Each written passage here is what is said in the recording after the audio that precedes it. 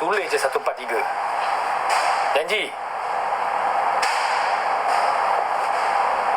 Mantap. Yang nombor lain Andy tak layan.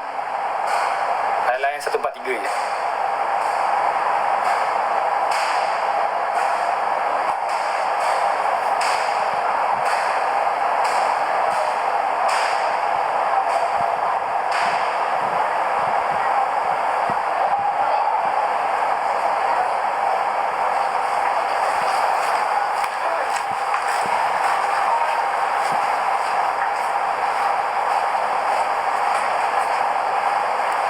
Sini ya.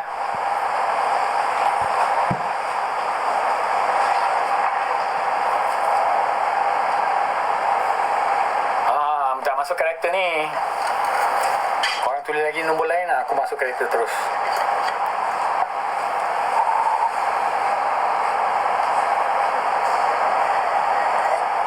Andy pakai bandana dekat set.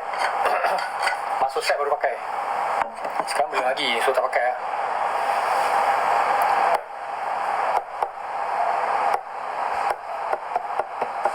Mamu dah lambat, dah pukul 1, tak sampai lagi.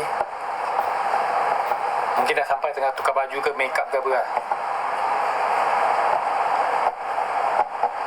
Ya, 143 1432.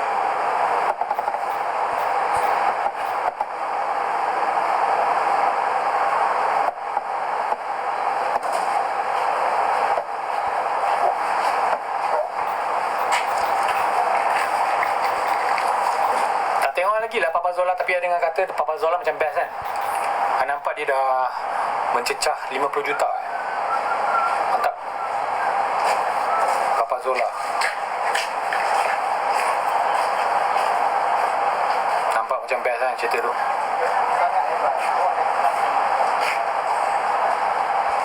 Iman, testing jap, tengok PA ada. Iman, tak ada.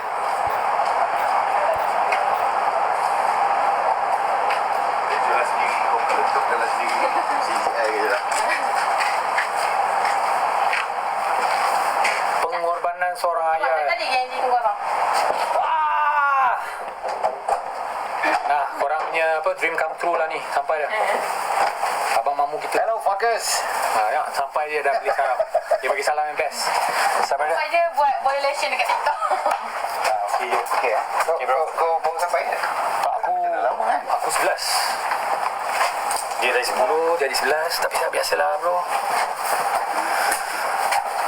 Legend dah mari mah. Okey, mari kita operation kursi abang. Bawa kan. Okay.